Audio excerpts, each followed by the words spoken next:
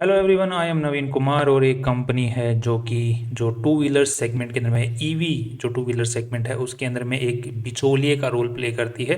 जैसे मान के चलिए इंडिया के अंदर में बहुत सारे जो इलेक्ट्रिक मैन्युफैक्चरर्स हैं टू व्हीलर्स के, तो उनसे ये जो कंपनी है ये उनसे टू व्हीलर्स खरीद लेती है या फिर एडवांस में ले लेती है और बाद में इसके फ्रेंचाइजी मॉडल के साथ में, मतलब इसका एक ब्रांड नेम है बाइक, वो इसकी फ्रेंचाइजी जिसने अलग अलग स्टोर्स जो हैं वो खोले हुए हैं इंडिया के अलग अलग पार्ट्स में, उन स्टोर्स के ऊपर में ये सप्लाई करती है।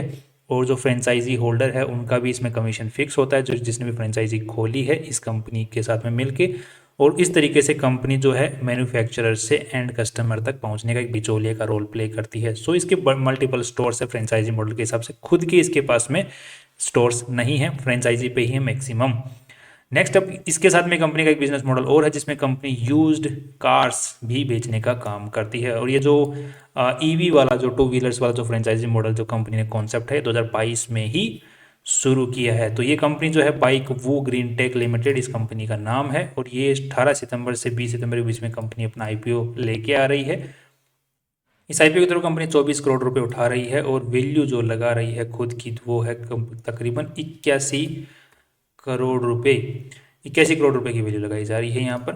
नेक्स्ट अगर देखते हैं कि कंपनी यहाँ पर जो जो जो शेयर होल्डर्स जो सॉरी प्रमोटर जो है कंपनी के जो मेन मालिक लोग हैं उनके पास में आईपीओ में 89% शेयर होल्डिंग थी इस कंपनी के अंदर में इन लोगों की।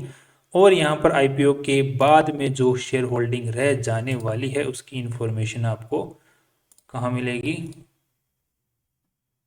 यहाँ पर आपको देखने को मिल जाए दैट इज 62% के आसपास में रह जाने वाली है। दैट इज ठीक ठाक रह जाने वाली है, अच्छी खासी रह जाने वाली है। अब नेक्स्ट अगर देख लेते हैं कि कंपनी जो ये आईपीओ लेके आ रही है इसमें इनकी मदद कौन करने वाला है, तो यहाँ पर इनका नाम है खांडा खांडवाला सिक्योरिटीज एंड लिमिटेड। इसकी मैं चर्चा क्यों कर रहा हूँ आगे बात करेंगे। नेक्स्ट अगर देखते हैं कि कंपनी ये आईपीओ क्यों लेके आना, मतलब रीज़न क्या है उसके पीछे, राइट। तो यहाँ पर बोल रहे हैं कि हमें और से ज़्यादा इलेक्ट्रिक जो टू व्हीलर्स हैं उनको खरीदना है और फिर बाद में अपने जो डीलर्स जितने भी हम नए बनाने वाले हैं नए डीलर्स उनके वहाँ से बेचना है। तो एक तो उसके लिए पैसों की जरूरत है, दूसरा इस पूरे प्रोसेस के अंदर में खर्चा होने वाला है क्योंकि ये कैपिटल एक्सपेंडिचर है, क्योंकि हमें भी जहाँ पर टू व्हीलर्स हम लोग खरीद के, हमारा भी एक वेयर हाउस है जहाँ पर हम स्टोर करते हैं, तो वहाँ पर भी हमें कैपिटल एक्सपेंडिचर करना है, डीलरशिप्स भी खोलनी है और पूरे खर्चे में जो भी खर्चा होने वाला है उसमें पैसों की ज़रूरत पड़ेगी। साथ में ही हमारे ऊपर ऑलरेडी लोन है तो उसको भी चुकाना है, लगभग 14 करोड़ रुपए का लोन आज के दिन कंपनी के ऊपर में पड़ा हुआ है एज पर दिसंबर 2023। अब यहाँ पर जो हम आरएचपी की बात करने वाले हैं ये जो है वो 31 मार्च 2024 तक की ही यहाँ पर अवेलेबल है हमारे पास में जो डेटा है। यहाँ पर 2023 तक का ये डेटा अवेलेबल है because they have used DRHP not the RHP। We have used RHP, red herring prospectus. एक भाई ने गलत सुन लिया था, एक बार मैं पहले बोला था रेड हियरिंग प्रोस्पेक्टस, उन्होंने राइट हियरिंग प्रोस्पेक्टस सुन लिया था। तो नेक्स्ट अब देख लेते हैं कि कंपनी की जो RHP है वहाँ पर हम लोग एक बार नज़र डालते हैं और उनके ऊपर में अलग अलग पॉइंट्स के ऊपर में डिस्कशन करते हैं, कंपनी के अलग अलग मुद्दों के ऊपर में। उससे पहले हम लोग कंपनी की वेबसाइट है उसको चेक कर लेते हैं। यहाँ पर वेबसाइट में हम लोग देख पा रहे हैं कि कंपनी इलेक्ट्रिक टू व्हीलर्स को बेचने का काम करती है और ये कंपनी के आज के दिन पार्टनर्स हैं जिनके जो ये जो टू व्हीलर्स हैं वो बेचती हैं।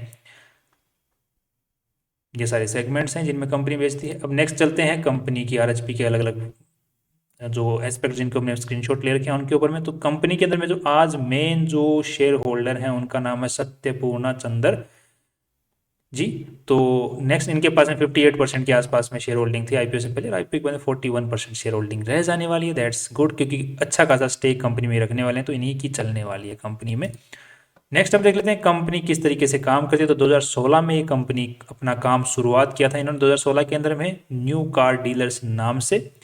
इसके बाद में कंपनी ने जो यूज्ड कार्स होती हैं उनको मतलब खरीदती थी और बाद में उनको बेच देती थी। और वो जो जो तरीका था वो अलग अलग तरीके थे, जैसे जो जो रेप्यूटेड कंपनियां हैं उनके जो शोरूम वाले हैं उनके साथ में टाई अप करके भी कंपनी काम करती थी कि हमको पुरानी कार बेच दो और नई कार लेके ले जाओ वहाँ से। उस तरीके से मतलब एक बिजनेस मॉडल होता है जिसके अंदर में आप पुरानी कार इनको बेच दो और नई कार शोरूम से ले आओ, या फिर शोरूम वाले को बेच दो शोरूम वाला इनको बेच देता था, तो बाद में बीच में कमीशन चलता रहता था। तो ये काइंड ऑफ टाई अप के हिसाब से कि यूज्ड कार खरीदो और बेचो। तो ये मॉडल आज भी ये काम में लेते हैं। साथ में ही कंपनी का जो ये लोगो है बाइक वो ये रजिस्टर्ड है आज के दिन। That is good. कंपनी के पास में आज के दिन कोई भी प्रॉपर्टी जो है वो कंपनी की ओन्ड नहीं है, सारी की सारी जो प्रॉपर्टीज हैं वो लीज पर हैं यहाँ पर। नेक्स्ट अब देख लेते हैं कि कंपनी के पास आज के दिन जो कंपनी में एम्प्लॉयज़ काम कर रहे हैं वो 34 एम्प्लॉयज़ ही काम कर रहे हैं यहाँ पर। कुछ खास ज़्यादा नहीं, बहुत ही कम नहीं है, मतलब जिस हिसाब से कंपनी अपना काम बता रही है उस हिसाब से थोड़े कम ही लग रहे हैं। बाकी ये कंपनी का जो वेयर हाउस है उसकी फ़ोटोज़ आपके सामने देखने को मिल जाएंगी। साथ में ही कंपनी किस तरीके से काम करती है, तो कंपनी अपने डीलर्स खोलती है, मतलब डीलर्स जो अलग अलग शहरों के अंदर में, तो उनको इनवाइट करती है कि लेटर ऑफ इंटेंट कंपनी के पास में आता है, फिर डीलर को एप्लीकेशन फाइल करके देता है कंपनी के पास में, फिर स्टोर की लोकेशन आइडेंटिफाई की जाती है और बाद में इंटीरियर वगैरह कंपनी देखती है, फिर जो इन्वॉइसेज छपने होते हैं वो छपते हैं और फिर फाइनलाइजेशन होता है, ब्रांडिंग का, फ्लोर का प्लान बनता है, डॉक्यूमेंट्स इंस्पेक्शन करती है कंपनी। सो ये स्टोर को जो खोलने का जो एक कंप्लीट एक तरीका है उसका यहाँ पर बताया हुआ है। साथ में कंपनी 15 दिन पहले वहाँ पर जो गाड़ियाँ हैं वो भी खड़ी कर देती है इनोग्रेशन से पहले, और उसके बाद में इनोग्रेट हो जाता है। आज के दिन कंपनी का इसकी चलो आगे बात करते हैं, इसको चलो बात करते हैं, बाद में गुम हो जाएगा स्क्रीनशॉट कहीं पर। आज के दिन जो मैक्सिमम कंपनी का सेल हो रहा है 2024 के डेटा के अकॉर्डिंग, तो वो 25 करोड़ का रेवेन्यू कंपनी ने जनरेट किया, जिसमें से जो ईवी सेक्टर से जो रेवेन्यू आया है, जो कि अलग अलग जो कंपनी ने स्टोर्स खोले हैं उनसे, तो वो उनसे है 9 करोड़ 90 लाख रुपए का रेवेन्यू आया है। जबकि पिछले साल 2023 में भी 9 करोड़ ही आया था, इस साल भी 9 करोड़ ही आया है। यहाँ पर कुछ ईवी की सेल कुछ होते हुए दिख नहीं रही है इनके स्टोर्स के थ्रू। साथ में इनका जो पहले का जो इनिशियल बिजनेस मॉडल था जिसमें यूज्ड कार खरीदते थे और फिर उसको बेचते थे, वहां से जरूर इनका रेवेन्यू 2023 के मुकाबले बढ़ा। तो ये इनका जो बेसिकली मेन रेवेन्यू सोर्स आ रहा है वो जो है वो यूज्ड कार वाले सेगमेंट से आ रहा है, ना कि ईवी वाले टू व्हीलर सेगमेंट से आता हुआ दिख रहा है, जैसे कि हम लोग यहाँ पर देख पा रहे हैं। नेक्स्ट अब देख लेते हैं कंपनी का जो मेन सोर्स जो रेवेन्यू जनरेट हो रहा है वो तेलंगाना स्टेट से ही हो रहा है। बाकी जितने भी इंडिया के अंदर में स्टोर्स हैं वहां से कुछ खास रेवेन्यू यहाँ पर आ नहीं रहा है। अब यहाँ पे प्री ओन्ड व्हीकल सेल्स, तो ये गाड़ियों की यहाँ पर बात हो रही है। नेक्स्ट अब ओके नेक्स्ट अब देख लेते हैं कंपनी की ये सारी जो जो क्या बोलते हैं हम लोग, जो कंपनियां हैं जो कि इलेक्ट्रिक टू व्हीलर्स बनाती हैं, जिनका कंपनी आज के दिन मार्केट में सेल करती है, तो ये उनकी डिटेल्स हैं। और इनकी डिटेल्स भी किस प्रकार है कि उनका क्या प्राइस रेंज है यहाँ पर, उसके बारे में यहाँ पर डिटेलिंग दी हुई है कि किस प्राइस रेंज से किस प्राइस रेंज के बीच में अवेलेबल हैं हमारे जो स्टोर्स के थ्रू। अब यहाँ पर आपको देखने को मिल रहा है, इसको अगर एक बार चर्चा करते हैं, एक सेकंड इसको यहाँ पर देख लेते हैं। इससे पहले मैं आपको दिखाना चाहता हूँ ताकि वो चीज़ आपको बाद में समझ में आएगी। ओके, तो ये है तरीका पूरा। अब ये कंपनी किस तरीके से अपने जो डीलर्स खोलती है, जो फ्रेंचाइजी मॉडल के ऊपर में डीलर्स अलग अलग शहरों में खोलती है, तो वहाँ पर 3 प्लान्स बेचती है, diamond plan, platinum plan, state plan, state dealer का प्लान। ये प्लान देखने में आपको थोड़ा सा वो वाला लग रहा होगा, ये जो पिरामिड स्कीम बेचने वाले होते हैं मार्केट के अंदर में, इतने का माल बेच दो फिर आपको इतना कमीशन मिलेगा, इतने लोग जोड़ दो आपके नीचे ये कमीशन। इस टाइप से कंपनी के भी यहाँ पर, मैं ये नहीं बोल रहा हूँ कि ये पिरामिड स्कीम वाली है, मैं बोल रहा हूँ कि स्कीम्स तो उसी टाइप की हैं। डायमंड प्लान, प्लेटिनम प्लान और स्टेट प्लान, यहाँ पर जो मिनिमम डायमंड प्लान अगर आपको लेना है तो आपको कम से कम इन्वेस्टमेंट करना पड़ेगा, जिसको भी की फ्रेंचाइजी के थ्रू अपना स्टोर खोलना है तो उनको कम से कम इन्वेस्टमेंट करना पड़ेगा 50 लाख रुपए का, तो 45 से 50 लाख का। प्लेटिनम वाले प्लान के साथ में आपको अगर स्टोर खोलना है तो आपको इन्वेस्टमेंट है 15 से 17 लाख का। और स्टेट डीलरशिप वाले प्लान के साथ में अगर आपको जाना है तो फिर आपको 1 से 3 करोड़ रुपए खर्च करने पड़ेंगे, जिसके अंदर में कंपनी आपको, इस जो डायमंड वाला प्लान है इसमें 40 व्हीकल्स कंपनी आपको देती है। साथ में प्लेटिनम वाले प्लान में आपको कंपनी कोई व्हीकल नहीं देती है। साथ में स्टेट वाले के अंदर में 100 से 300 जो व्हीकल्स हैं कंपनी देती है। इसके बाद में जो व्हीकल्स कौन से देती है, वो कौन सी ब्रांड का देगी, वो कंपनी और उनकी कंपनी की बात है, वो किस तरीके से कौन कौन सी व्हीकल्स देंगे। यहाँ पर तो व्हीकल संख्या ही लिखी हुई है, उनकी प्राइस के हिसाब से कौन से व्हीकल देंगे वो यहाँ पर नहीं लिखा हुआ है। स्टोर की यहाँ पर साइज लिखी हुई है प्राइस के हिसाब से, एंड लास्ट में ये सर्विसेज आपको प्रोवाइड की जाती हैं जो भी प्लान आप चूज़ करते हो उसके हिसाब से। अब प्लेटिनम डीलरशिप अगर हम लोग सस्ते से सस्ता वाला अगर उठाते हैं तो अगर आपने वो डीलरशिप ली है तो 15 से 17 लाख रुपए आपने डीलरशिप लेने में खर्च कर दी। उसके बाद में कंपनी बोल रही है कि आपका हर महीने का खर्चा भी होने वाला है, जिसमें आपको 1,15,000 रुपये का हर मंथली एक्सपेंस होने वाला है, जिसमें अगर हम लोग मान के चलते हैं कि आप लोग जो एक गाड़ी बेचोगे उसके ऊपर में आपको 10,050 रुपये की इनकम होने वाली है। तो उस हिसाब से अगर आप महीने की 10 गाड़ियाँ बेचते हो तो आप लोग नुकसान में रहोगे, वो डीलर नुकसान में रहेगा। अगर 15 गाड़ियाँ बेचेगा तो उसको 35,750 रुपये की इनकम होगी। सो आप एवरेज ले लो कि जितनी गाड़ियाँ बेचोगे उस पर 10,000 का आपके पास में प्रॉफिट आने वाला है। और प्रॉफिट किस तरीके से आएगा, 9% तो एवरेज सेल प्राइस पे आपको जो कमीशन है वो फिक्स रहेगा। इंश्योरेंस आप बेचोगे साथ में तो इंश्योरेंस का भी जो होता है वो आपके पास में कमीशन आएगा। वो RSA और हैंडलिंग चार्जेस का भी पैसा आपके पास में आने वाला, जो कि कस्टमर को अलग से दिया जाता है, क्योंकि एक होती है एक्स शोरूम प्राइस और साथ में फिर हैंडलिंग चार्जेस, ये चार्जेस वो चार्जेस मिल मिला के फाइनल रिसिप्ट जो होती है वो बढ़ जाती है, तो वो सारे के सारे आप ही के पास रहने वाले हैं।